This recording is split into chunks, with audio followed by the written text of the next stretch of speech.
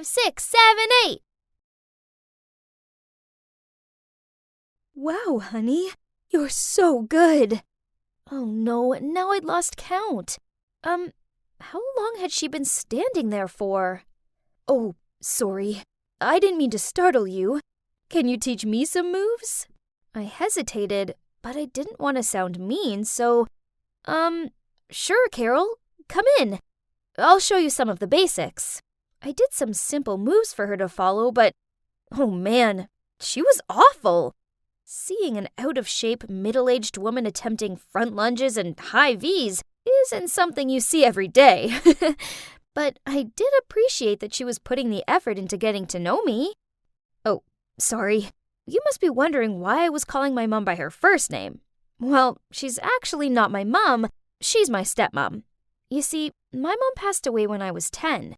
Then last year, when I turned 15, Dad started seeing someone again with help of a matchmaker. And he thought it was important for me to have a mother figure, and that's how we ended up marrying Carol.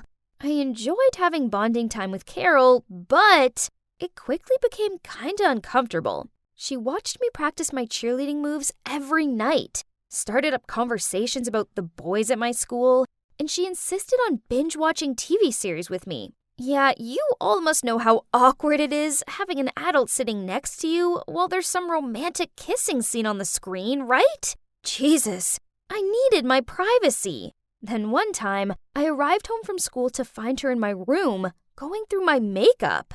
Donna, sweetie, how exactly do you use this? Okay, so this was a bit too much. She's crossing some lines here, messing around with my stuff without asking, but I couldn't bring myself to get mad at her either. You see, Carol is the definition of an ideal housewife. She's such a kind-hearted woman, and she always kept the house immaculate and cooked delicious meals. Maybe she spent so much time doing this that she didn't have any time to take care of her appearance? Hey, everyone deserves to feel beautiful, right? So I showed her how to apply makeup. Carol, you do so much for Dad and me, so I think it's about time you treated yourself. How about we go to the mall tomorrow? I would love to. I thought I was doing something nice for her. Little did I know, this was the start of something crazy. The next day at the mall, I took her into a clothing store where women her age shopped. I held up a nice blouse, but she shook her head. Then, to my utter dismay, she insisted we go into the Pull & Bear store next door. But Carol, that's for teenagers! But she still marched us in there. Then she pointed at an outfit and asked me if I could try it on for her. I wanted today to be about her, not me. But okay, as long as she's happy. I stepped out of the dressing room and twirled, and the store staff immediately complimented me. Then Carol suddenly turned to the staff and asked them to get the exact dress in size XL. What? Was she going to wear that too? Carol coyly stepped out from behind the curtain and asked, "So, what do you think?" I froze for a moment. I mean, look at her. She looked ridiculous, but I couldn't tell her that, so I reluctantly gave her a thumbs up. And just like that, Carol bought us both the exact same dress. But there's more. She suggested that we both wear them right now, while we were still in the mall. I spluttered out, shouldn't we save them for a special occasion? But her mind was made up. So, there we were. Daughter and stepmom walking through the mall in matching dresses. I could feel all eyes were on us. We even ran into one of my friends, and she mistook Carol for my cousin. At least, that was until she saw Carol's face. That poor girl looked like she'd just seen Annabelle. Carol sure was flattered, as on the way home she beamed as she said, "To think, your friend thought I was your cousin. I should dress like you more often. It takes years off me." And I kid you not, she actually meant it. From that moment onward, she started dressing like a teenage girl. Or, to be precise, like me. Exactly like me. Apparently, I was the only one finding it weird in the house, because my dad said nothing. I needed to talk to her, or else someone at school would see me and make fun of me. So that evening, I went downstairs to see Carol sitting on the couch reading some magazine. I took a deep breath and said, Carol, can we? Oh, hi, sweetie. Look, I'm choosing a cake for your upcoming birthday party. I hope that's okay. Oh no, why is she always so sweet and kind? This made me feel so bad. She's doing so much for me, and all I do is complain. So obviously, I didn't bring up the subject of her copying my style. That's just trivial, right? Instead, I sat next to her and we talked about the birthday party. Then she showed me some pretty dresses on her phone and asked me to pick one for my party. I really like this one. Carol smiled. Oh, that looks lovely. Great choice, sweetie. Imagine how stunning we'll look in these. We? Oh no, not again. It had to be now or never to talk to her about this. Carol, I don't think we... But at that exact moment, my dad arrived back from work. What are you two still doing up so late? Before I could say anything, Carol ran over to him. Donna and I are going to wear this dress on her birthday. What do you think? Great. Anything that makes my ladies happy. I couldn't go through the humiliation of being dress buddies with Carol for one more time. On my special day, I needed to do something. I had a plan, but the timing had to be faultless. So, on the day of my party, when Carol was ironing her dress, I rushed in and told her that the delivery guy had just dropped off the wrong cake. Carol freaked out and ran downstairs immediately. Ha! It worked! Now, let's get started. And, well, 10 minutes later, as expected, we all heard a loud scream coming from upstairs. Dad and I rushed in and saw Carol sitting on the bed crying into the dress. Darling, what's wrong? She held up the dress. Look, it's ruined. There was an iron-shaped burn mark on it. Yep, you guessed it. It was all me. When Carol left the room, I turned the iron's temperature to max. My God, I really had to pinch myself trying not to laugh. But suddenly, Carol turned to me and in a serious voice said, You need to change to another dress. What? She can't be serious, right? It's okay, Carol. You can just wear another dress. I don't mind. No, it's not okay. We've planned this. Go get the blue one that we both have. Listen, I don't think we should dress the same. It's just weird. Then my dad jumped in. There's no time to argue. The guests are already waiting downstairs. So, Donna, go get changed. Ugh, unbelievable. It was so embarrassing. All my relatives were complimenting us, but I knew they were really laughing inside. My friends, on the other hand, were sniggering and telling me we looked like a budget version of the Olsen twins. I thought that day was already a nightmare, but then it got extremely annoying when she even started to copy my behavior. One evening, my boyfriend Thomas came over and we were all eating pizza in the living room. I took a bite and said, OMG, delish! And the next thing I knew, Carol was quoting those words of mine as she sipped on her Diet Coke. Cringy! Then later, when Thomas had to leave, I walked him to the door and I squeezed his cheeks as a cute little goodbye, since we couldn't exactly kiss or anything in front of my parents, obviously. But guess what? Just under 5 minutes later, Carol suddenly sat closer to my dad and did the exact same thing to him. It was so weird, and my dad wasn't really impressed either. But here comes the worst part. A few days later, my friend had sent me a link to Carol's TikTok account. Oh my days! It was a video of my dad, and it had thousands of likes. Then suddenly, I heard noises coming from downstairs. Carol? Carol! Carol scampered out of the kitchen looking clueless. What's wrong, honey? What's wrong? My colleague just sent me a video of you playing a prank on me. Everybody has seen it. Even my boss, my customers, everyone. How am I supposed to go to work now? Ruining my career. Is that what you want? So much for being an accident. Yep. The video I was talking about was this one, where Carol baked a fruitcake for my dad and then smashed his face into it. Then, when he looked up, he had 2 strawberry slices stuck to his eyes. He kind of looked like that creepy clown from the movie It. She uploaded it on her TikTok account, and it instantly got viral. I played that prank on my friend a while ago at our slumber party, but I didn't expect that Carol would copy it. Get out of my house! My dad's shout took me aback, while Carol burst into tears and begged. Please, honey, don't do this. I'm sorry. But my dad didn't listen and just told her to pack and stay out of his sight immediately. As she started to move, I grabbed her arm. Carol, wait. I know that you've been copying my clothing style and my behavior, and now this TikTok. But you must have a reason for that, right? Carol nodded, so I calmed Dad down, and we sat down with her as she sobbed out. My first husband often made fun of my dreary appearance. He even banned me from going to his family events, as he said the way I looked was embarrassing for him. Then eventually, he couldn't stand looking at me anymore, so he handed me the divorce papers. Now I'm with your father. I worry he too will get irritated by my looks, and I'll be abandoned again. But he adores you. Therefore I thought that if I tried to be more like you, then he'd adore me too. My God, Carol's ex is such a jerk. How could anybody want to get a divorce just because their partner didn't have the best dressing sense?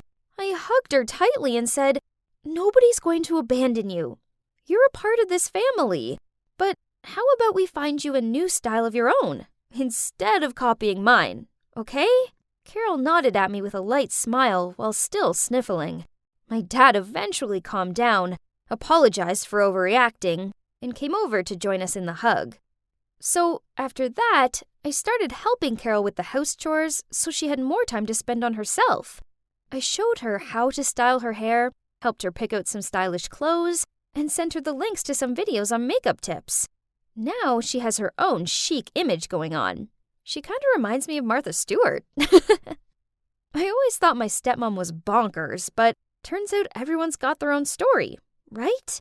And we should get to know them first before jumping into any conclusion. Everybody should feel good about themselves, and no one should ever make them feel otherwise. On my very first day of high school, I showed up in my extreme goth girl attire as every other day. I felt good, but unfortunately, the teacher didn't appreciate my look, as she gave me this disgusted stare and blurted out, "How peculiar."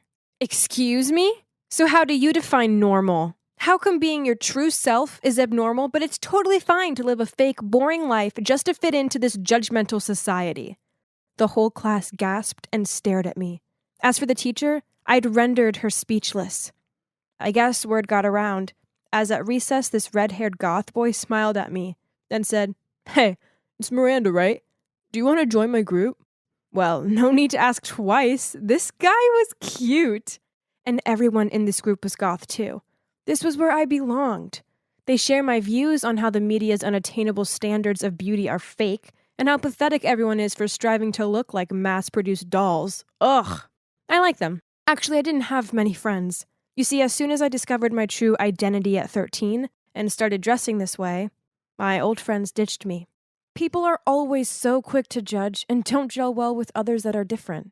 It's so lame. But whatever. Those bland blenders could never understand my effort to stand out and be true to myself. The only girl who stuck around was Isabel. She's been my best friend since we were 6. And my black lipstick and chokers didn't scare her off. My parents just thought I was going through a rebellious phase, so they let me do what I wanted. Only my older sister Harper was bitter about it. Oh, please! Biologically and technically, you are not a goth. You're an American who likes the gothic style. Jealous much? You see, Harper was your standard girl next door type. Just like everybody else. Yawn. Whatever. As it's her business. I don't care. But please don't force me to be like her. Ugh! Okay, back to school things. From that day onward, I joined the goths. They were all very cool. Especially the red-haired guy, Ralph. The more time I spent with him, the more I knew we were made for each other. So one time, I confided in Isabel about my feelings for him and told her I was planning to ask him to be my boyfriend. Are you sure? It's just you haven't known him long and you don't know how he feels about you. Oh, bless. Isabel was being her usual sweet, caring, worried self. But come on, this was a sure bet. It's okay, Izzy. I'm the coolest one, not only in my group, but also in this school. There's no way he can turn me down. No. Ralph's answer cut right through me without any hesitation. I haven't even finished my love confession. Ouch. Seeing me dead still and mouth wide open, Ralph continued, Look, Miranda, your style is so cool, and I know you're one of us, but honestly, whenever I talk to you, I think it's just so tasteless. Besides, I'm already dating Aaron, so we should just be friends. Tasteless? What did he mean, tasteless? And OMG, Aaron? Unbelievable. Her goth makeup and outfits were no way near as good as mine. What did she have that I didn't? Furious, I stomped home, rushed to my room, and screamed into my pillow. On hearing this, Harper hurried in and asked me what was up. I needed to talk to someone, so I blurted it all out to her. Wow, she raised her eyebrows. Rude. Still, she paused, scratching her chin. Uh-oh. I know she always does that thing whenever she's about to say something mean. You know, that Ralph guy does have a point. I mean, instead of spending 3 hours a day applying endless layers of makeup, you could use that time to learn how to be less boring. She shrugged. What? Shut up! Get out of my room! I furiously pushed her out and slammed the door. But, come to think of it, what if the other kids stopped being friends with me, and not because of my look, but due to my tastelessness? Nah, that can't be the case. Pfft, Harper was just being her usual ridiculous self. So I stayed loyal to myself throughout high school and continued to live life my way. No one can make me change my mind, ever. Yeah, I know senior year is important, which is why I made a conscious effort to attend the college enrollment fair.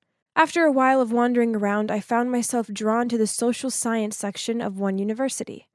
This was it. This is what I wanted to major in. This was so exciting. I'd finally found something else amazing besides the goth lifestyle. That night I asked Harper to take a photo of me to send with my application file. She gave me this dirty look and replied, You really think they'd want to interview a student looking like they belong in Dracula's castle? No, she did not just say that. How disrespectful. Why do people care so much about appearances? You pick someone due to their caliber, not the surface. Well, if looks are not so important, why don't you just quit being angry, get changed, and just take a simple photo? Harper raised her voice. Ugh, arguing with her was pointless. So I ran back to my room and locked myself in there for 2 whole days. Ugh, I hated this world. I had a lot of thinking time, which made me realize I do really want to major in social science. So I decided to listen to Harper, remove my makeup, fix my hair, and borrow her clothes for the picture. Oh my God! No, I can't even look in the mirror. I looked horrible. But Harper thought otherwise. I told her to just take the dumb photo.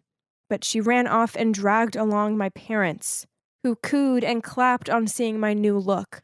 You look so beautiful, honey. My mom held her chest. Were those tears in her eyes? Oh, man, this was so lame. This wasn't me. I'm not some insignificant, boring-looking girl. Ugh! As soon as Harper took the photo, I darted toward the door, desperate to return to my goth look. Please, Miranda. My parents both grabbed my arms. You look so much better this way. But this isn't me. If I don't stay goth, then I'll be losing myself. I shook them off. A few weeks later, I got a reply from the university. I had got through to the online interview stage. Whoa! But this time, I wouldn't change myself. During the interview, one professor asked me about my social experiences, such as part-time jobs or social volunteer services. I hadn't done any. I'd thought of that once in a while, but due to my goth look, I didn't get to work anywhere. I admitted that to the professor and proudly announced, being goth is my true identity. A few weeks later, I received their response email. Harper, Isabel, and my parents gathered around me in the living room, but, oh no, I muttered out once I opened the email. They rejected me. I stood up and tearfully ran back to my room, while Isabel followed me. Don't worry. Isabel sat down next to me and rubbed my arm. They have another enrollment in the autumn. So you still have a few more months to prepare. I don't need it anymore. Just leave me alone. I must have freaked her out, as she quietly left after that. The next day, I was so bummed out, so I went to see my goth friends. Surely my own kind would make me feel better, right? People are ridiculous, but no one can stop us from being ourselves, Ralph heroically said. Well, I didn't feel any better, but at least there was someone on the same page with me. Still in a frustrated mood, I later on skipped dinner and went straight to my room. Harper then entered my room and talked to me in a serious tone. Stop sulking. I've seen that email and your profile. Here's the ugly truth. They didn't reject you because you're a goth. They rejected you because you're just a bland person with below average grades and no social experience whatsoever. I threw my pillow at her, demanded she leave my room right now and never come back. But that night I couldn't sleep. Her words were bugging me. I don't know, maybe she was kind of right. I mean, I guess I could do more to help my case, as I knew I really, really wanted to study that major at that university. So the next day I started looking for a part-time job. But everywhere required this gross uniform and decent look. Jeez, come on! I just can't. I felt so terrible being something that I'm not. I was about to give up when Isabel came to me and said, "Be strong. Think about your dream college and your future." She patted my back. "This is just temporary, okay?" What a sweet friend she is. All right, gotta get back on my feet. I patiently kept looking, and finally, a cafe accepted me as a waitress.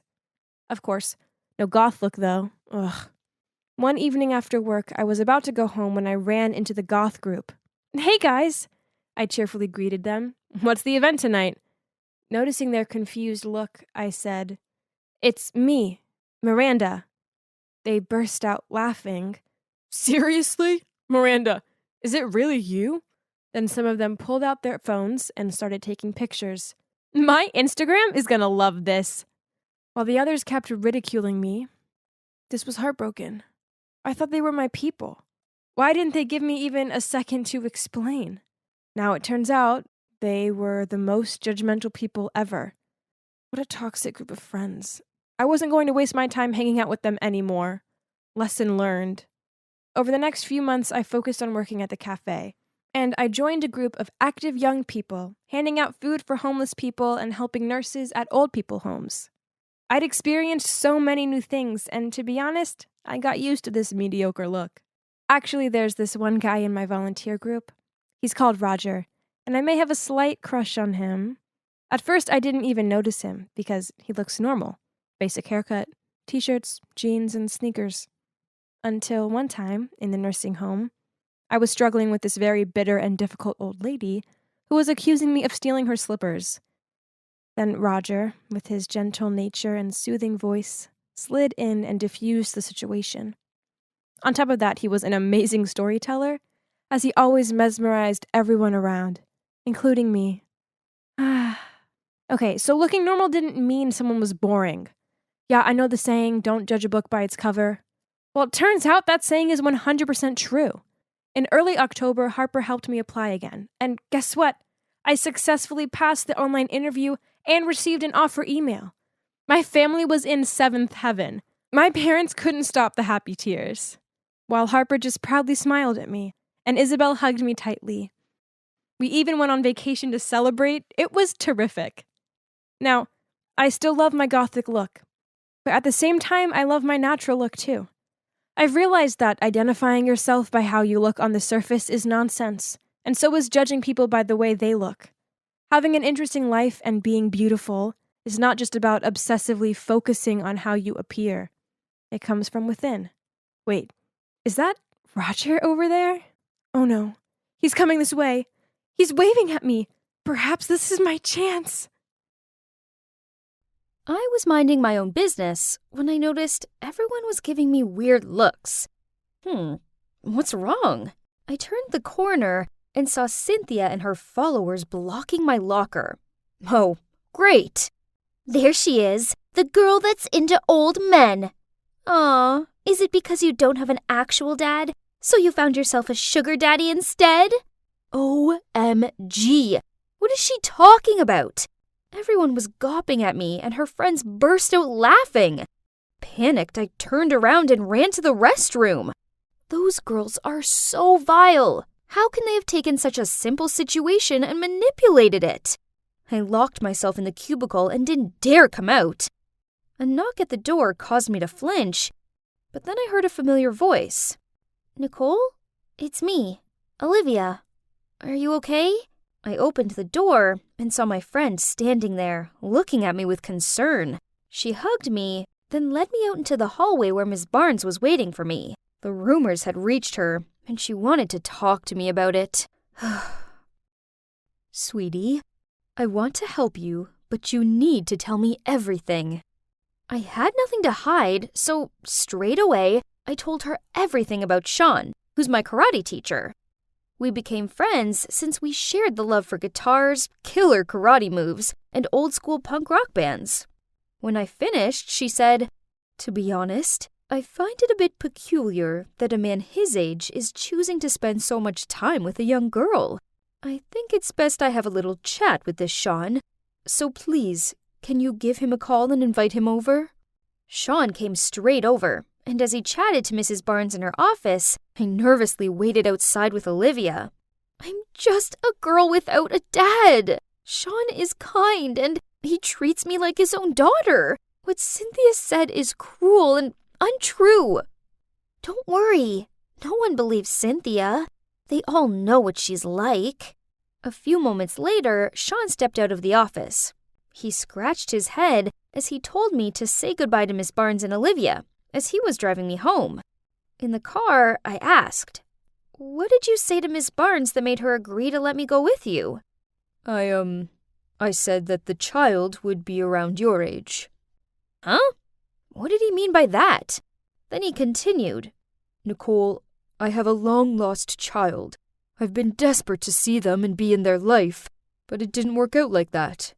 Then I met you, and I found myself bonding with you as if you were my own child." Hearing that, I asked right away, "Sean, would you like to be my dad?" He gave me this dumbfounded look, so I excitedly continued. "I mean, you're single, right? So's my mom. Why don't you two meet up and have a date? Just give it a try, please." Whoa, if Sean was my dad, my life would be fantastic. I smiled from ear to ear, seeing him bewildered. In my head, I instantly began planning their first date. Eek! This was the most exciting thing ever! But my good mood soon evaporated, as waiting for me on the doorstep with crossed arms and a stern expression was my mom. This was definitely not the time to introduce them, so I quickly thanked Sean and hurried inside. "Who's that man?" she questioned me. "I received a call from Miss Barnes, so I've been waiting for you. Who is that stranger?" "He's my karate teacher. He's just—" Then Mom interrupted me. "Why exactly is a man double your age choosing to spend time with a teenage girl?" "Don't worry, Mom. When you meet him, you'll see what a great guy he is." The next day, I arranged for them to have a lunch date at this quaint cafe in town. But the moment Mom walked in and saw him, she turned ghostly pale. Sean was also surprised. He stuttered, Louise? My mom cleared her throat. Ahem! Sean? This was confusing. I looked back and forth at them as if I was watching an intense game of tennis. So, they knew each other? Oh well, less time wasted on getting to know each other. So, I'm gonna leave you to it. I waved at them, then hurried out of there and sat on a bench nearby. But it hadn't even been 5 minutes when Mom stormed over. "Let's go!" and dragged me away. "I forbid you from seeing that man again!" What was happening? I was freaking out as I followed her. "Mom, slow down! At least explain why!" I shouted, but she bundled me into the car, then drove off, red-faced and silent. Through the car window, I saw Sean run outside of the cafe and stare at me with a saddened look on his face. "Mom, you know him?" I asked. She said, "That's none of your business. You just have to know that you are not allowed to see him ever again." "Why?" I yelled as I started tearing up. "He's nice to me. Why can't I be friends with him?" "Because you have to listen to your mother." Suddenly, my phone rang. It was Sean. I picked up, and he told me to turn the speaker so he could talk to Mom. Louise, it's me, Sean. Mom gave a startled yelp and told me to hang up, but I ignored her. Sean continued. Louise, listen. Is Nicole my daughter? What? Did I hear him right? Can someone please explain what was going on? Louise, tell me. Is Nicole my daughter? Mom snatched the phone off me, ended the call, then threw it onto the back seat. I was too overwhelmed to find any words to say, so we both sat there in shocked silence. The moment we entered our house, seeing that I was desperate to speak, Mom spoke up first. Nicole, please don't ask anything. I'll explain later, okay? I really wanted to know what had happened between them, but I knew there was no reasoning with Mom when she was being like this. So I quietly went up to my room. I couldn't sleep, as too many thoughts were buzzing around my head. Could Sean really be my dad? I mean, I'd never met my real dad, and whenever I asked Mom about him, she got super defensive. Mom and Sean clearly had history. So what if we're actually related? Unsurprisingly, I couldn't concentrate in school. I kept on yawning in class and playing over yesterday's events over and over in my head. When school's out, to my surprise, Sean was waiting for me at the school gate. We went to a coffee house, and there he told me the truth. Back in high school, I fell in love with my classmate. After a while, she suddenly told me she was pregnant and broke up with me. I definitely wanted to support and care for both of them, but she refused, then moved away. The last thing she told me was to stay away and never ever look for them. Before I had time to process his words, he smiled at me and continued. Nicole, I believe that you're my daughter. But first, we need to talk to your mom and have her clear this up. Whoa, this was a lot to take in. But at the same time, it was also pretty awesome. I was so happy I had a father. And better still, it was Sean. I took Sean to my house to talk to Mom, but just as we stepped inside, I got a message from Olivia. Check your social media. Cynthia's just posted something about you. Oh no! There was a photo of me getting into Sean's car with the caption, "Need tips on getting a sugar daddy? Ask Nicole." I freaked out. Now, thanks to Cynthia, everyone would misjudge me and make fun of me. I was so furious that when Mom walked over, I couldn't hold it in anymore. This is all your fault! Now everyone believes lies about me, and it's all because you won't tell me the truth. Mom gave me this hurt look, sighed, and softly said, You're right. I do owe you both the truth. Then she turned to Sean. When I told you I was pregnant, that was a lie. What? How could she lie about something like that? I didn't want to be with you anymore, but I was too scared to break up with you decently. So I made that story up, believing that it'd scare you away. But when you said you'd stick around and support us both, I panicked. So I moved away to college and found a new boyfriend. Then I fell pregnant with Nicole. But this boyfriend wasn't ready to be a father, so he abandoned us both. As I tried to absorb this new information, I found myself feeling an overwhelming sense of disappointment. Perhaps Sean felt the same, as he muttered out, I can't be around you right now. Goodbye, Louise. Then he left. My world had come crashing down around me. I didn't know what to do or say, so I just locked myself in my room and sat there in silence. A few days later at school, Olivia came running over to me and blurted out, Have you heard? Cynthia's been suspended for spreading false rumors about people. Now everyone knows that she's a liar. Well, I'm glad everyone knows, but honestly, Cynthia and her fake stories didn't really bother me anymore. I had bigger things to worry about, like Sean. I hadn't heard anything from him since Mom's confession, and I really hoped he was okay. Then, a week later, Sean texted me. Nicole, I care for you as if you were my own daughter. I don't want to lose you from my life. There's more. I've done some research, and I've found your dad. If you want, I'll take you to meet him." Gulp! I was finally going to meet my real dad.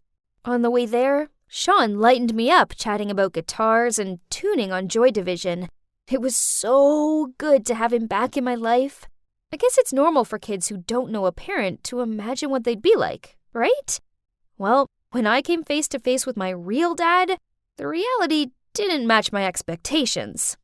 I showed him a photo of me and Mom, and he denied ever knowing her and slammed the door in my face. Ouch. Sean made sure I was okay, then drove me back. The moment I arrived home, I flung myself on the couch and cried into the cushion. He must have filled Mum in on what had happened, as she rushed over to me. "Honey, I'm so sorry. It's all my fault, because I'm a coward who couldn't deal with my own issues. But things will be different from now on. I promise." Then Sean knelt down next to me. "Nicole, I meant what I said before. I view you as a daughter. And if it's okay with your mom, I'd love to be your dad." Mum nodded her head and said, "Yes, if that's what Nicole wants." I leaped up and hugged them both. At that moment, I realized I don't care if my biological dad didn't want to know me. I didn't need him, as I already have Mum and Sean. Now, my mom has learned to be brave and confront her problems, instead of running away from them. She now co-parents me with Sean, and even though they aren't back together, they are great friends. And you know what? I've never been happier. Hey, what exactly do you think you're doing? I know you stole my money. Give it back to me right now. Yeah, give it back to Sophie. That's her allowance. What money? I don't know about any money. I shrugged as I walked toward my bed, ignoring Sophie's furious face. After that, I had to listen to Sophie throw more accusations at me. Blah, blah, blah. I know it was only because I was a tomboy, so surely if a girl chooses to have short hair and wear baggy clothes, then she must be a thief. Poof! Eventually, I reached my breaking point. Quit with the accusations. I didn't steal any money. I didn't even know you had money. I know you took it. If you don't return it to me this instant, then I'm gonna tell Miss Hopkins. Her idle threats didn't bother me, so I just flopped down on my bed and played on my phone. Talk about a heavy atmosphere. Ugh. Then I saw them all frantically checking their phones and giving each other confused looks. So I took an earpod out and heard a phone ringing from over by Sophie. Isn't that your new phone, Sophie? Why don't you pick it up? What? No! Sophie stuttered, while Bella and Carly stared at her, all confused. I walked over to Sophie's bed, lifted the pillow, and yep, there was a brand new iPhone 13 Pro Max. So, Sophie, if there's nothing wrong with your brand new phone, then why did you feel the need to hide it so badly and not answer my calls? She nervously chewed on her nails, then blurted out, "Fine, I spent all my allowance on a new phone. I knew my parents would be livid that I spent it so quickly, so I thought it'd be easier to blame you, since you're new and look kinda intimidating." Nice. I stared at her. You could have, found someone dumber to mess with, as I already see right through you and your dirty schemes. But whatever. Girls, I'm sorry. She gave Bella and Carly pleading looks. Please forgive me. They both shook their heads and told her that she'd have to ask Ms. Hopkins, the dormitory supervisor, for a room change, else they'd tell everyone what she did. So Sophie angrily packed, then moved out. When the room was Sophie-free, Carly and Bella apologized to me, then helped me tidy up my stuff. I smiled at them. No worries, it's cool. After that, they wouldn't quit complimenting my clothes and style, and how smart I was. This was flattering and all, but I kept my chill exterior. That weekend, the school took us out on some woodland activity day. Our teachers organized a treasure hunt and divided us into groups. I ended up with Carly, Bella, and these two other girls. The teacher handed Bella the map, and she held it up the wrong way. I think this map's broken. I chuckled, took it off her, then using the first clue we'd been given, I quickly found out that we needed to walk 100 steps east and find a tree by the lake. Turns out, all of the other clues were as easy peasy as the first one. And soon we'd finish the game. In first place. Everyone was gawping and clapping at me. Poof, it's just a piece of cake. We were on our way back to the dorm room when Carly sidled up to me and said, "Hey Sam, you did great today." Oh, it's nothing. Puzzle games are my cup of tea. Hey, I have an idea. Let's form a detective team, as our school still has a few cases unsolved. That's a good idea. With the Sherlock Holmes minds of ours combined, nothing is impossible. Then the three of us looked at one another and laughed. I gave a nod in agreement. I mean, a detective agency sounded kind of fun. And that's how the CSI detective team was born. It stands for Caroline, Samantha, Isabel. Of course. At first, everyone laughed at us because they thought this group was nonsense. But then, the math exam was stolen, and through our expert investigation skills, we linked it to none other than Aubrey, the top student in the class. Hey, we even caught the creep who broke into the school to spy on the girls. And it was only a matter of time till everyone began to recognize our talents. One day, the three of us were standing at the locker when a series of message alarms rang out. It turns out that our school's confession page has a new post claiming that Liam, the most popular boy at school, was seducing, then defrauding numerous girls. They also posted some of the love notes Liam had slid into the girls' locker to manipulate them into giving him money. The message showed, "I can't wait to take you on a special date, but my debit card won't work. If you lend me yours, I'll make our date unbelievable. I promise. X." OMG, this is unbelievable. At that moment, I felt a tap on my shoulder, and I turned around to see a sullen-looking Liam standing there. "Please, you've gotta help me. These are all false accusations. Please help me find out who did this." And of course, all of us nodded immediately. No one would refuse to help a boy as cute as Liam. Oh, I mean, we're the school's famous detective team, so how can we ignore this? Right? Yeah, right. I rolled my eyes. I didn't blame Carly for liking Liam. I mean, everyone likes him. I guess even I did. Bella then interrupted my daydreaming. Come on, guys, let's focus on our job. I think the person who did this must have some kind of grudge against Liam. Everyone agreed and started investigating, which led me to sneak into Liam's dorm and rifle through the bin. Bingo! I found a scrunched-up piece of paper with the messages Liam had supposedly sent to his victims, scrawled in green ink. Then, who should just so happen to have green smudge on their hand but James, one of Liam's roommates. It turns out James did this just because he was jealous of Liam's popularity. How petty. Well, this success certainly made the detective group more credible. We actually had our own fan base, and I was always overhearing other kids talking about us in a good way. Best of all, Liam was so grateful to us that he started hanging out with us more. We even went to the park with him one weekend, and he bought us all ice creams. Carly kept on flicking out her hair and giving him doe-eyed looks. While being the chilled girl I am, I kept it at a smile and a thanks. The only one who didn't seem impressed by Liam was Bella, who took the ice cream, forced a polite smile, then ignored him. Oh well, at least this meant one less competitor for his affection. One day, we were having lunch when we overheard the girls at the next table talking about how a girl saw a ghost in the old chemistry lab, and it scared her so badly, she refused to leave her bedroom for days. According to the others, the legend of this ghost had been around for a long time. Now, this sounded like a job for the CSI, but Bella immediately folded her arms and shook her head. No, I'm not going. There are no ghosts in this world. I firmly said, yep, so we have to go and clear this up. But no matter how much Carly and I tried to persuade her, she point-blank refused to go. Don't you know about the curse? If anyone goes looking for this ghost, they will be cursed and have bad luck for the rest of their lives. Didn't you just say there are no ghosts in this world? So why does that dumb curse bother you? Actually, I'm afraid of ghosts. I looked at Bella and tried not to laugh. Okay, so you stay in the room. Then me and Carly went to discuss plans for the evening. We were hiding in the corner of the chemistry lab. Jeez, it was boring in here, and I was kinda hungry. I should have brought snacks. Suddenly, a cold wind blew past us. It made me all goose-pimply. Carly shook my arm and whispered, "Sam, let's go back to the dorm." Shh! I heard something. Footsteps.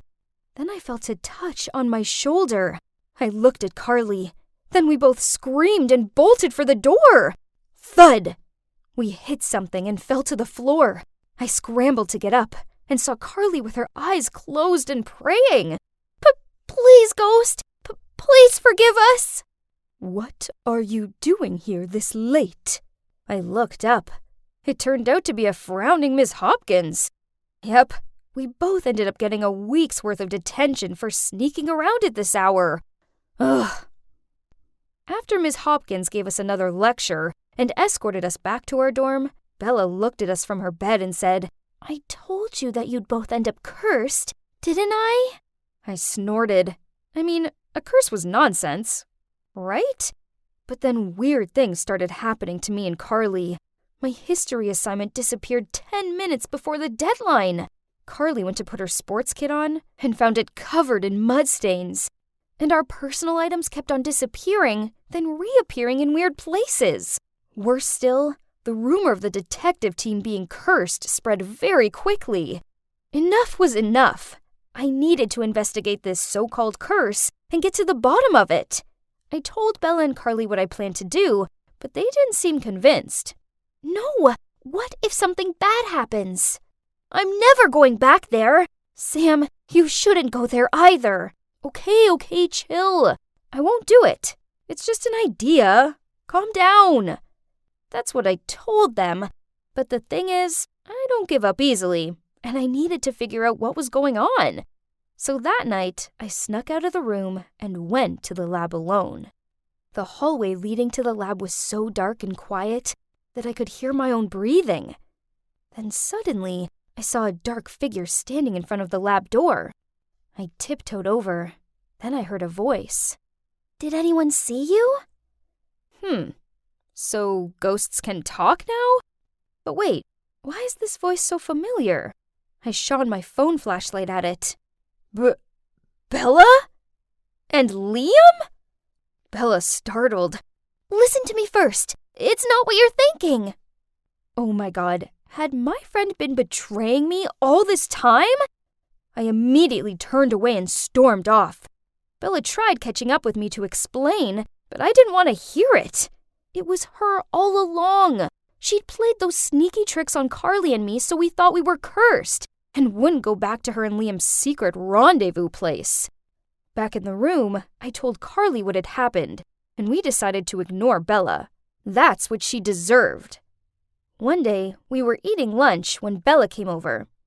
Both of us were about to leave, but Bella hurriedly said, "Please give me a chance to explain." "There's no need to explain. We know what you did." "I know I messed up, but it's only because I'm afraid you guys will react like this, and I didn't want to lose our friendship." I put down the tray and reluctantly sat down. "I've been dating Liam for a while, and we were going to go public, but then I could see that you both liked him, and I was worried you'd be mad at me, and our detective team would disband." "God, you're such an idiot. Do you think we're that selfish?" "So yeah, we have a bit of a crush on Liam, but if you told us you were dating him, we would have been cool with it." Hearing that, Bella looked embarrassed. Then she gave a reconciling smile. Then we all hugged each other and promised that from now on, there would be no more secrets between us. And of course, the CSI detective team is still active, and now even has a hot new boy member. Yep, you guessed it right. It's none other than Liam. It was such a beautiful weekend, but instead of being out having fun, I was stuck at home. For what, you ask? To teach Excel to a girl who doesn't even know how to use Shift key shortcuts. What is the matter with you? I've explained the code 20 times to you already. I'm sorry. Let's face it, you suck at this. Try to beat me in your dream. Ugh. If I had to waste one more second sitting next to her, I'd go crazy. Look how fake you are. If you're mad, then just show me. Why do you always have to be Miss Friendly? Let me introduce you. That's Laura, my so-called sister. 2 months ago, my mom brought her home and announced, "Jeff, I have something to tell you. Back when we broke up for a while, due to your parents' hatred towards me, well, during that time, I found out I was pregnant. I gave birth to our little girl, Laura. I was only 22 and I had no money, so as much as it pained me to do so, I gave her away. I've never stopped thinking about her, and now, well, I've managed to find her." She dabbed at her teary eyes, then handed Dad the DNA test results. Dad was overwhelmed and ran over to hug Laura. They all cried a lot and hugged a lot. As for me, I just stood there in shocked silence as I watched this family reunion take place. It all happened so fast. How was I supposed to believe that it was just a coincidence when Mom suddenly found her long-lost child after so many years? "What now, Skylar? Stop being so headstrong." Mom scolded me, then rushed over to Laura and started cuddling her and soothingly stroking her hair. "It's not my fault she has the learning capacity of a slug. Stop interfering, else I'll quit teaching her. By the way, those loving mother-daughter things also? Cut it off! It's ridiculous!" I know what you're thinking. What's with the attitude towards my mom? The thing is, she's not even my real mom. A few months ago, something crazy happened to me. A strange woman showed up out of nowhere and claimed she was my mom. Say what now? Of course, I told her she'd got the wrong person. But when I saw the selling contract between my mom and her, I froze in shock. Turns out, my mom miscarried a child, but she was too afraid she'd lose her place in the family, so she bought me from this woman. So, I was adopted. It's common, right? But still, I don't deserve to be treated like that. I had always been neglected since I was little. Mom never hugged or kissed me. She didn't read me bedtime stories or tuck me into bed at night. All she ever did was snarl at me. "Go away!" I guess I convinced myself that this was just how Mom was. But then Laura arrived, and Mom is totally different with her. I get it now. I get why she treated me so cold and why I've never felt happy despite growing up in a wealthy family. Because I'd never belonged here. After the incident with the woman, I confronted Mom about it. I get it. I know I'm not your real daughter, and that's why you think it's acceptable to treat me like garbage? Oh, please, stop with the dramatics. Let me tell you this. Even if you did adopt me, I'm still gonna prove my efficiency to Dad and take over this company by myself. Mom was dumbfounded after hearing that. Then, not long after that, she turned up with Laura. That's why I didn't believe there was no coincidence. She brought Laura back to compete with me. And if that was true then, what do I have to be scared of? How are my two girls? Skylar, are you still helping Laura with her studies? Yeah, Dad. She still helps me every day. Thank you so much. Okay, that's great. When you move past the basics, I think you should take a few more extra courses. Do your best and try to follow your sister. There's no way she can be as good as me, not even in her wildest dream. Laura is very smart, and she'll soon be up to speed. I'm also teaching her more about our family business. Huh? Is Mom going to teach her more to compete with me? I can obviously see her greed and competitiveness. But whatever. Laura and I are at two distinctly different levels anyway. I am an excellent student at the Columbia Business School, while she's just an uneducated nobody. Poof! Please! I have absolutely nothing to worry about. Mom kept forcing her to study, but... See? Speaking of Mom, she'd been acting weird lately. One minute she treats me like a stubborn stain she can't get rid of, Then the next, she's trying to set me up with some guy named Dean. He's the son of her super rich colleague. I don't understand why she suddenly feels the need to find me a boyfriend. And Dad wasn't helping the situation, as instead of telling Mom to stop playing matchmaker, he was encouraging her. Ugh. Okay, I just wanted them to quit bugging me, so in the end, I agreed to talk to this Dean guy. But now, he won't stop messaging me, and he's even shown up at the house. I suppose he is kinda handsome and nice, but he's not my type. So I just talked to him out of politeness. Until one time, I saw Laura sneaking a peek at Dean while he was waiting for me in the lobby. Wait. Don't tell me she likes Dean? Oh well, she's welcome to my leftovers. I don't like this guy anyway. Then one day, I was walking along the corridor when I received a text from Dean. Skylar, are you free tomorrow? Let's have dinner together. I was about to text back when I suddenly heard Mom and Laura arguing. What's wrong with you, Laura? Why are you secretly dating that jerk? Why not, Dean? He's a good guy. Besides, he told me that there's nothing going on between him and Skylar. So Dean is two-timing us? He snuck out on a date with Laura while flirting with me on the phone all day? What on earth? I tried to keep calm while continuing to listen. You're crazy. Stop this stupid secret dating game at once. What? Why is Mom insisting he's a good guy to me, but telling Laura the opposite? Well, Mom, which one is it? Is Dean a good match like you told me, or a jerk like you told Laura? He's rich, so keep on dating him and stop bothering me with your nonsense. Ugh, I wasn't born yesterday. There's definitely something wrong with this Dean. The very next day, I decided to go and follow Dean. Oh my gosh! What was he wearing? And why did he go to this slum? Then he gathered with a few other thugs. So, it's obvious, Dean definitely was a street guy. That's why Mom didn't let Laura get close to him. But why did she match him with me? Could that be a part of her plan to bring me down? Ha! Nice try! I'd had enough spying for one day, so I was about to leave. But then suddenly, I heard a familiar voice which startled me. I turned around, then... What? It's... Mom? How dare you ruin the plan! Mind your words. I did as you said. I told you to flirt with Skylar to distract her, not Laura. Don't think I'm paying you a nickel more. Fine, don't pay me. Just be sure to take me a picture of your husband's face when the real DNA result arrives in his inbox. You... Oh my God. Did I just hear it wrong? What DNA results? Could it be?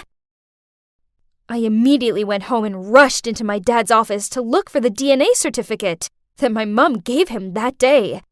Here it was! What should I do now? That's right, I had to take it to the hospital to have it checked. After pleading and putting pressure on the doctor, he finally admitted that he'd accepted a bribe from Dean to fake the test result. I asked for the original one and, believe it or not, Laura was not my dad's child. I immediately rushed home and showed my dad the original DNA results. He was so shocked, I had to help him sit down, then get him a glass of water. When he got over the initial shock, he asked me to call Laura and Mum in to confront them. But, oh no, Laura's room was empty. Only one letter was lying on the bed. Sorry, everyone. Dean told me the truth. Thank you all for taking care of me. Especially you, Skylar. I honestly enjoyed being around you. I think you're kind and patient. Please don't ever change. I don't belong in your world, so I can't stay. If we're predestined, we will meet again. Thank you, and sorry again. Love, Laura. Unbelievable! How could you lie to all of us about something like this? Knowing she couldn't wriggle out of this one, Mum replied, Okay, Laura isn't yours. I fell pregnant with her after we broke up. I didn't want you to throw me out, so I paid Dean to get a fake DNA certificate. Then I paid him again to date Skylar and distract her from her studies. This business should be Laura's, not hers. But that jerk went and fell for Laura instead. Poor Dad. He looked so heartbroken. Mom tried pleading with him to forgive her, but he told her the trust was broken and that she had to leave. Everything's such a mess. Poor Dad shut himself away in his office, while me, I lay on my bed, staring at the ceiling. I couldn't stop thinking about all of Mom's lies. And what for? Money? Fame? Status? Are all those things worth sacrificing dignity, honor, and trust for? I used to want to compete with Laura too, but now it turns out that all of that was just fleeting. Dad, I think I should leave too, because I'm not your biological daughter either. I've known for a while, but I've kept quiet as I was afraid that you would abandon me. Thank you for always being there for me. You're a good man, and you don't deserve all the pain you've been through. Then I told my dad all about how I found out I was adopted and how my mom paid my real mom to hand me over. Dad froze for a few seconds, then calmly said, Skylar, honey, you'll always be my daughter, and I couldn't be prouder of you. Please, stay here with me. I couldn't hold back my tears. Did Dad really want me around? Even after all this crazy stuff? I really love my dad, but I couldn't upset him anymore. The next day, Dad and I went around to Laura's adoptive mom's house. I cleared the air with her and invited her to come back with us. She politely declined. Turns out she just wants a simple life. We still meet up sometimes, and we've actually become pretty good friends. Isn't it amazing? Because before that, we were like water and fire. The fact that I don't have to teach her Excel anymore probably helps. There are those who do whatever they can to win fame and fortune, but this often comes at a cost. Mom let greed turn her into a monster, and now she's paying for it. I don't like what she did, but she's still my mom. Well, my adoptive mom anyway. So I still send her subsidies and wish her happiness for the rest of her life. The truth is that I'd rather forego a huge fortune and live a quiet life than become someone I don't want to be. If it were you, would you do the same to live in peace? Here's the rest. Thank you so much.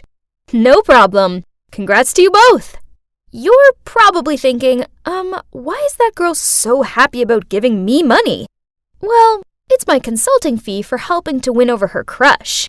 Yep, it all started about a month ago when, thanks to my amazing advice, my BFF Haley won over this hot boy, Luke.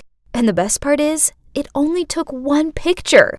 Well, I know that boys like Luke are so fed up with dating the popular, hard-to-please girls. So when my cute, sweet-natured friend handed him a sketch she drew of him, then shyly confessed her feelings for him, as expected, Luke fell head over heels for her. How did I come up with such a cool plan, you ask? Well, I basically have the superpower to read boys' minds. That, and I also know the real personality of each type of boy. Why? It's because I've lived with my 3 wonderful brothers for the past 15 years, and every day I had to put up with their bad habits. Ugh. Such as my eldest brother, Axel, the jock. Outside, he was always shiny and well-groomed, but at home, he never tidied his room and once went a full week without bathing. Ew! Then there's my second oldest brother, Stefan, the prodigy who didn't say much. Unless he's at home. Then he won't quit bragging about everything in the world. I swear, I've never seen him be quiet for more than a minute. Then lastly is my youngest brother, Gavin, the friendly one. Haley thinks he's so kind and gentlemanly, but she doesn't see him at home when he's always teasing me and stealing my food. God, just talking about it makes my blood boil.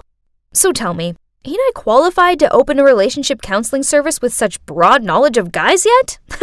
And actually, it was Haley's idea. She'll go find clients, and I will give advice to help them win their crush's heart. And up till now, our consulting success rate is 100%.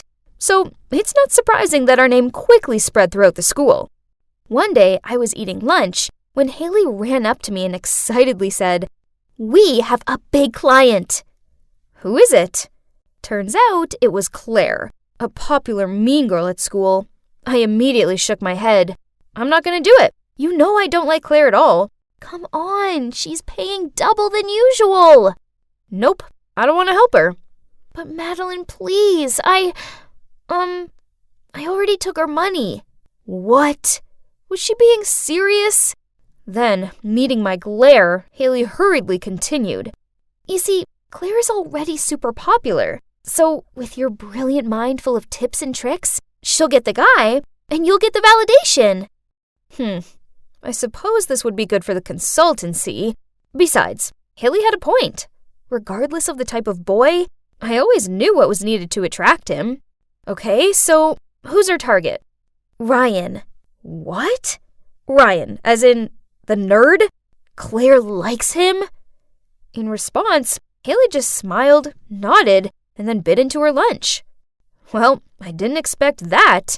But whatever, that was Claire's business. Even if the target was a nerdy boy known for hating girls and not dating, it couldn't intimidate this Madeline.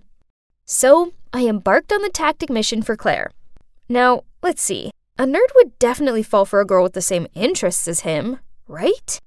So, the very next day, as planned, Claire was waiting for Ryan in front of the literature class. Seeing Ryan from afar, she immediately pulled out the book Wuthering Heights and pretended to be reading intently. But Ryan just passed by without even glancing at her, so she immediately chased after him and read a paragraph aloud. But Ryan kept on walking and even put his headphones back on. At this point, Claire could only stand there and stomp her feet. Well, that was a big fail. Seems like I needed to change the strategy. What about Lego? I mean, what nerd didn't like that? With this in mind, I spent the whole day helping Claire assemble a model of Hogwarts to give to Ryan. She proudly showed him the masterpiece, but he muttered out, "No thanks," then walked off, leaving Claire with a dumbfounded look on her face. And so, over and over again, from getting Claire to give him Star Wars cookies, to sticking a picture on his locker of her dressed as Black Widow, my tricks just didn't work on Ryan. God, why was this guy so odd? A few days later, as I was putting my books in my locker, Claire appeared and said snidely, "What kind of services are you guys providing? It's been weeks. Why hasn't Ryan noticed me?" Slow but steady. Just keep with it.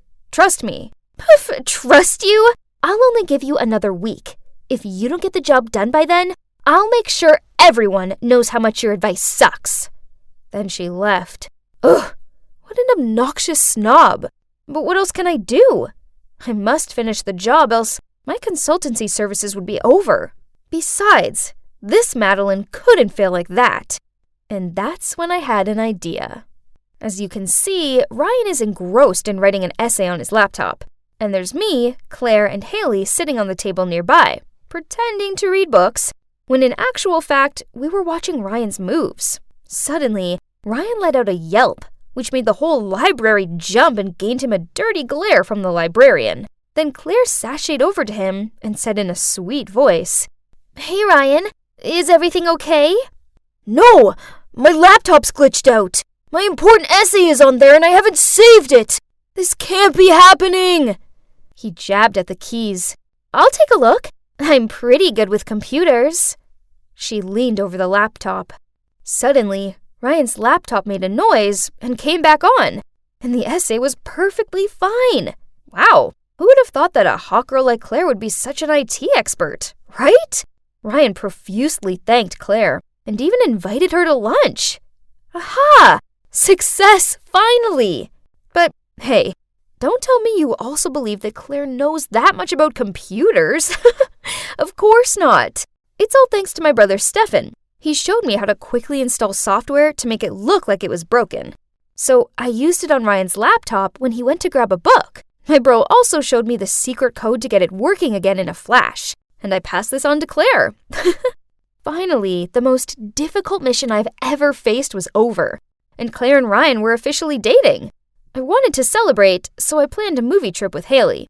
But then Luke surprised her with amusement park tickets, and she canceled to go with him. Ugh, so much for mates before dates. So here I am alone. It's safe to say I was in a bad mood, but then, to make it worse, the couple sitting behind me kept teasing each other, loudly smooching, and even kicking my chair. Ugh! Emma, your teacher, Mrs. Holm, called again. She said your grades are appalling and you don't pay attention in class. Why can't you be more like your sister? Yawn. Not this speech again. It's been like this ever since I started elementary school.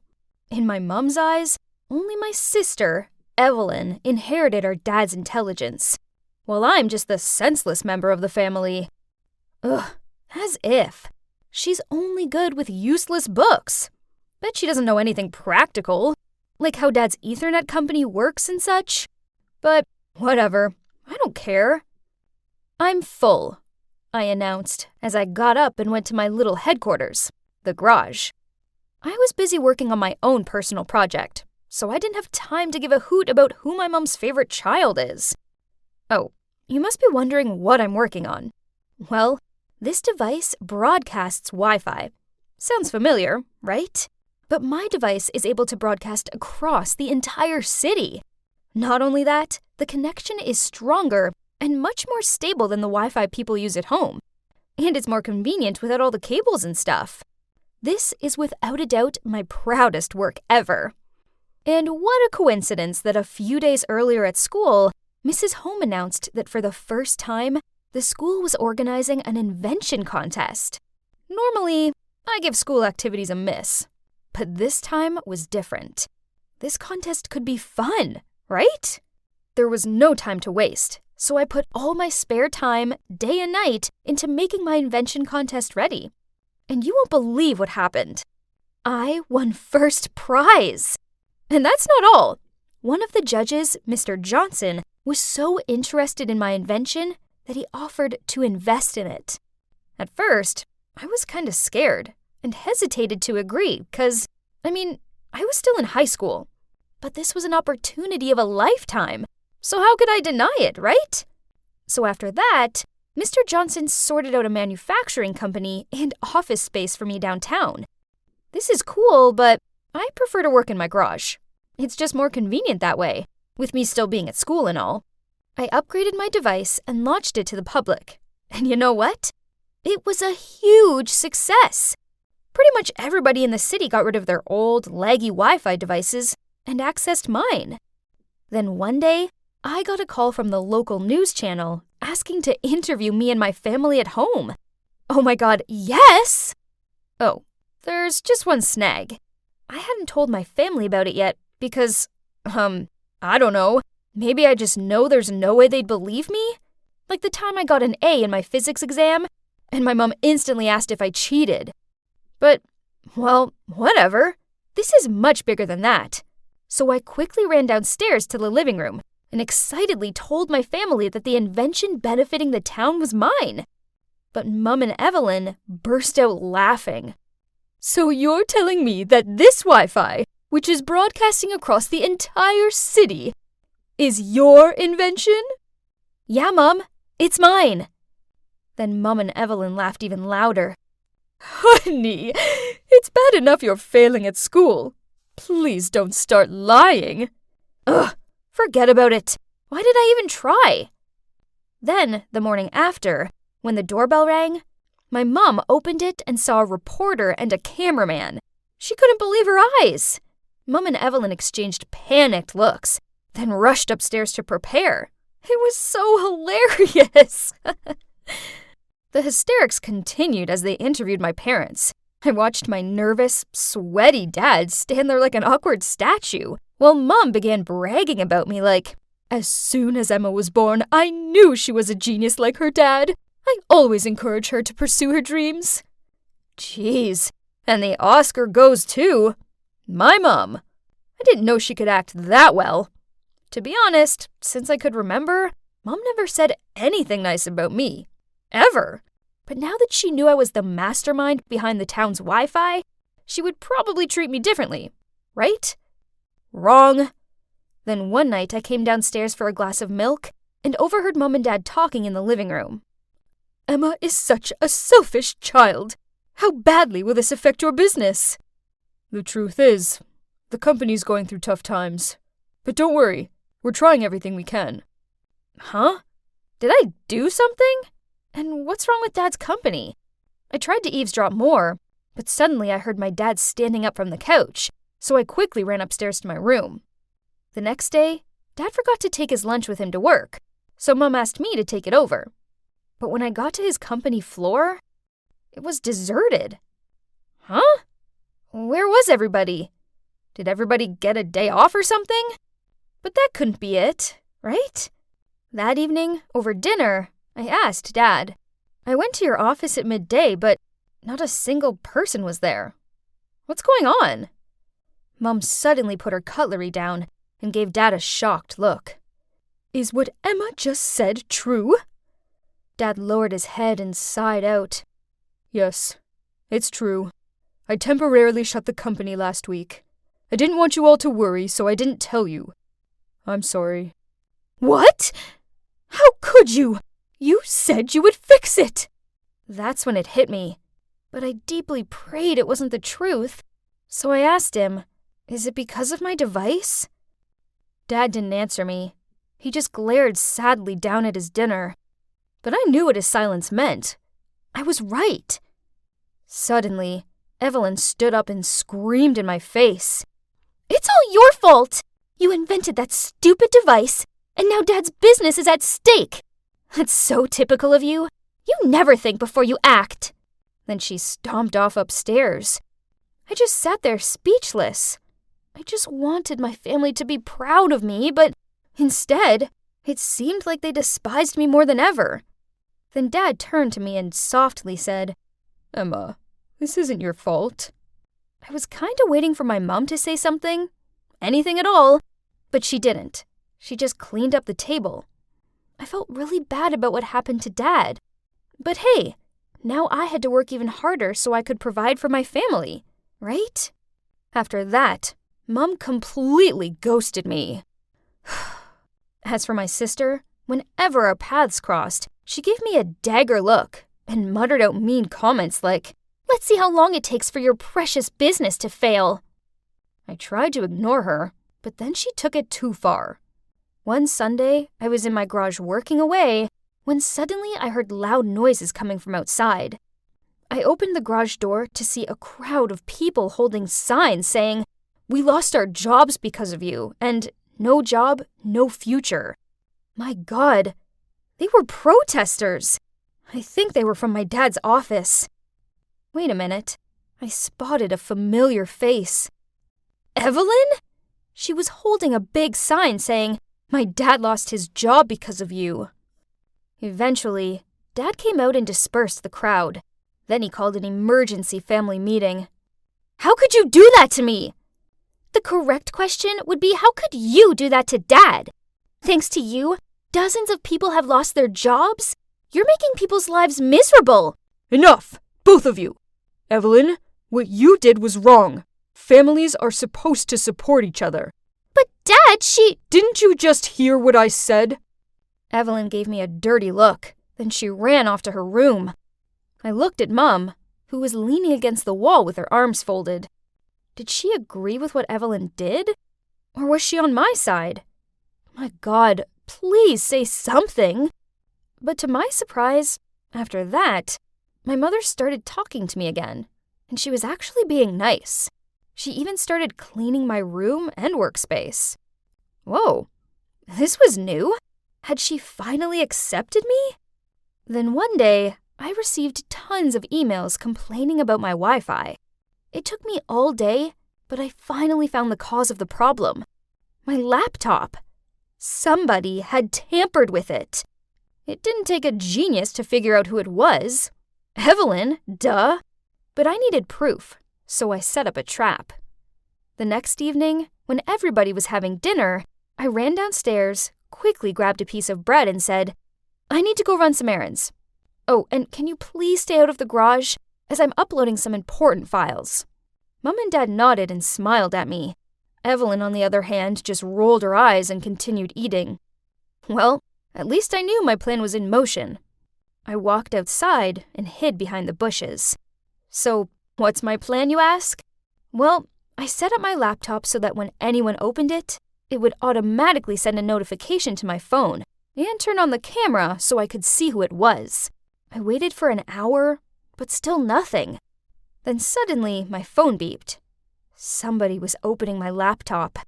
They hadn't switched the light on yet, so it was too dark to see them, but I was 100% sure who it was. Time to expose. What are you doing sneaking out here? Evelyn? What was she doing out here? Wait, if Evelyn was here, then who was it in the garage? Not answering Evelyn's question, I ran like crazy into the garage to capture this intruder. And as soon as I turned on the lights, I couldn't believe who was messing with my laptop. It was Mom! What on earth was going on? I called a family meeting and told everyone what Mom did. Dad and Evelyn looked shocked and asked Mom why she did it. I just couldn't stand seeing your dad suffer anymore. He put his life into that company, and now he's just a laughing stock. Do you realize our neighbors and relatives have been gossiping about him? They think it's so pitiful that he lost out to his own daughter. So I did what any self-respecting wife would do. Was she serious? Why didn't she just talk to me? All I ever wanted was for her to talk to me. Nothing else. But no, she decided to go behind my back and try to sabotage my business instead. After her betrayal, I'd had enough. So I didn't speak to her and avoided her as much as possible. It was one thing for Mom to be cold towards me, but I never thought she was capable of doing this. This went on for weeks, and it got kinda tedious. Trust me, it's no fun trying to avoid someone in your own home. But then one day, I arrived back from school and saw Dad sitting in a corner in the living room, repairing his PC. Geez, he looked so miserable. That's when the truth hit me. This was his passion, and I took it away from him. Suddenly, I understood why Mom did what she did. She saw how disheartened he was, but knew he'd never say anything to me, because he's always supportive. But how can I fix everything? Should I give everything up so that my dad can reopen his company again? Ugh, why was this so hard to figure out? Wait a minute. I think I have the solution. You must be wondering what my dad was doing here. Well, I came up with the idea that we should work together. My dad's a pro with technology, so it didn't take long to show him how things work around here. Oh, and since my business has grown, we were able to employ some of his former work employees too. With Dad around to help, I have time to focus on my studies. Even Evelyn started helping out, and she was so good at it, I made her Dad's assistant. Talk about a proper family business. Ha! As for Mom, we had a really long talk. I finally told her how awful her attitude towards me made me feel, and she apologized for everything she had done. I eventually forgave her. I knew she did that just because she loves Dad very much. So, after all that drama, we're now just one big happy family. Oh, it's been more than a year, and this place is still exactly the same, I thought to myself. Suddenly, I noticed a man walking in front of me. He looked so familiar. Could it be him? Alex! I rushed after him and grabbed his arm. He's so gonna catch these hands. But as he turned around, oops, I realized it wasn't Alex, but a total stranger. Martin Henderson? I was so embarrassed that I couldn't even look him in the eyes. Sorry, I murmured as I ran towards the elevator. This must be fate. We meet again. I was standing outside the building when I heard a voice. I turned around and there he was, the guy I met this morning. Hi, I'm Martin, he said, and reached out to shake my hand. Before I could react, I heard someone calling me. It was Tom, my best friend from Vietnam. I had a lunch date with him, but I'd almost forgotten. Oh, I'm Lindsay. Great seeing you. Then I quickly said bye to Martin and rushed over to Tom. Lindsay, how's your new job going, and who is that guy back there? I felt so sad as he asked me this. I don't actually know him. He just looks so much like someone from my past. Tom rolled his eyes. Someone from your past? Oh, come on. Don't tell me it was that pathetic boyfriend of yours who abandoned you in Vietnam. Well, what could I say? Despite what Alex did to me after all this time, I still couldn't get him out of my head. Tom could clearly sense that as he said, Honestly, Lindsay, you need to get over him. He was a total jerk. Suddenly, all of the memories of our time together came flooding back. A year ago, Alex and I had gone on an adventure to Vietnam together. We'd been planning it for ages, and it would be a long one, since we wanted to explore the country as much as possible. At first, everything was going to plan, but then, one morning, a stupid argument led us to a big fight that got Alex so angry that he up and left. I thought he just needed to blow off some steam and then he'd be back, so I just carried on with the trip on my own in the meantime. But days quickly passed, and there was no sign of him. And ever since then, I haven't seen or heard from him. It's like he just disappeared into thin air. Anyway, I had to pay for everything on the trip by myself, including stuff that we reserved for two. So I quickly ran low on cash. And what's left in my bank account couldn't afford me a trip back home either. So I asked my mom if I could borrow some. And that's when she told me what had happened. My family was in huge trouble due to some food scandal at their restaurant. The case was really serious, and they'd gone totally bankrupt. So my mom just told me to stay put in Vietnam for a bit, until things had calmed down. Well, that's how I ended up being stuck in Vietnam for a whole year, and the rest is history. I turned to Tom and smiled. He'd been so good to me. Tom, thank you for helping me find a job back then. You're a lifesaver. Tom grinned and said, No, I should thank you. Actually, you're the reason why I strive to be here in the U.S. getting my master's degree. And you know what? I still want to be the one by your side. Always. Geez, it was a bit awkward. I didn't know what to do but force a polite smile. Yeah, I could tell he had some sort of feelings for me, but I only considered him as a best friend. And look, at the moment, I had enough on my plate already. So here I am now, at the company that used to belong to my family to help my parents solve this scandal with their restaurant. I know the claims aren't true, and I'm determined to help them figure it out so they can get their business back. Until then, I have to deal with working under the new CEO, Mr. Garcia. Well, well, hello, precious princess of the Stewart family. Oh, Mr. Garcia, it's been a long time not seeing those greedy eyes. What an honor for us to have the daughter of the former CEO as an employee. I forgot to mention, but guess what? That rude man just happens to be Alex's uncle. So yeah, that's been fun. And there's something I just can't get out of my head. Alex's disappearance happened at the exact same time as my family's business collapsed. Coincidence or... I'd get to the bottom of it though. Ever since then, I put a lot of effort into my work, hoping to find some clues. But Mr. Garcia just never fails to give me endless trouble. Luckily, Martin was by my side. Yep, that's right. That guy I'd bumped into on my first day of work. He'd been so supportive, even bringing me dinner when I work overtime. I mean, how sweet. And the more time I spent with him, the happier I became. There was just something so familiar about him. Tom, however, wasn't happy about this. He'd applied to be an intern at our company, but he worked in the files control department. Tom was so rude to Martin every time they bumped into each other, and it made me feel so uncomfortable.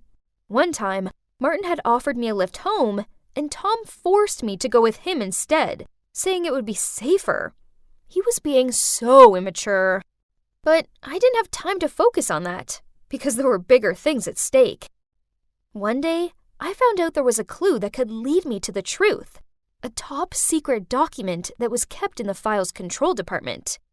It contained all the business activities from before my family went bankrupt, and also the deals of how Mr. Garcia went about taking over the company. I needed to get to this document. However, there was just one problem. The only person who could access the computer where this document was stored were members of Alex's family. Big problem, right? Anyway, one night, Tom and I were out to dinner, and he was acting really weird. Suddenly, he said, "Lindsay, you should stay away from Martin. There's something shady about him." This annoyed me. "Tom, I don't get it. What's your problem with him?" "Please listen to me first." Then, he told me what he'd seen. One night, he'd gone back to work as he'd forgotten his phone, and he happened to see Martin trying to access top-secret documents. "Request access," Martin had said. "Kindly provide the access code." The server responded. "Alexei Joseph Garcia," he said confidently. And then the iris scanner started working. "Welcome, Mr. Garcia. Access granted." Tom had watched all of this from behind the door quietly, and with just a few clicks, Martin had successfully accessed all the top-secret files without a problem. Then he'd quickly left through the back entrance. I couldn't believe it! If it was only the Garcia family who had access, how had Martin done this? And how did he know Alex's full name? Well, I needed to pay more attention to this guy. At least he'd gotten the file anyway. That was good enough for me. I had to get it from him. A few days later, I pretended my laptop was broken and asked if I could borrow his to send a few emails. I quickly checked his files, but couldn't find anything. Where could he be keeping them? Then one day, I saw him slip a USB drive into his bag. Well, that's suspicious. Maybe that was what I needed. That afternoon, I asked him out for coffee, and then I decided to drop my phone so that I could find a way to reach into his bag and get the USB. Unfortunately, it didn't go to plan. I ended up knocking over my coffee cup, and it went all over Martin's sleeve. He always wore long sleeves, even on roasting hot days. But of course, the coffee had gone everywhere, so he quickly pulled up his sleeve. And that's when I saw it. A scar running up his arm. I gasped. "How did you get this scar? It looks exactly like my ex's. Alex had the same scar." Before I could say anything more, Martin snapped and said, "What scar?" Then he quickly pulled his sleeve down. "Don't lie to me, Martin. I saw it.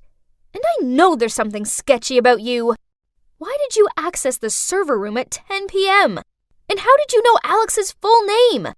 Tell me who you are. I knew there was something familiar about you. Just tell me the truth." "Yes, it's me. Alex."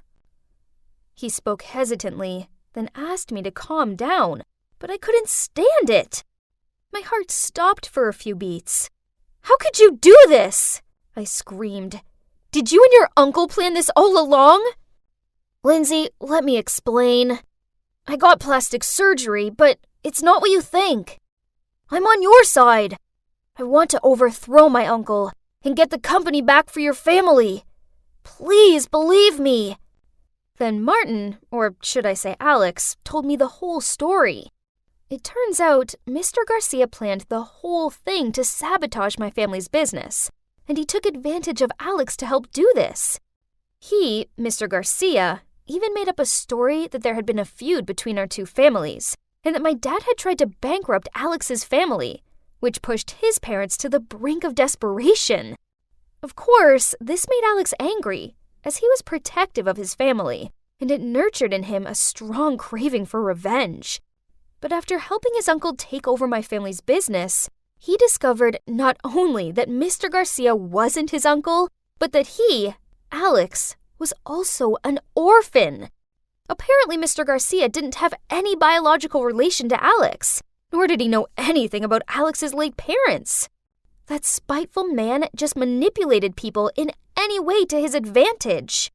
Alex was disgusted that he'd been used and lied to like this, so he set out to get revenge on his so-called uncle by changing his identity and bringing everything to light to give justice to my family.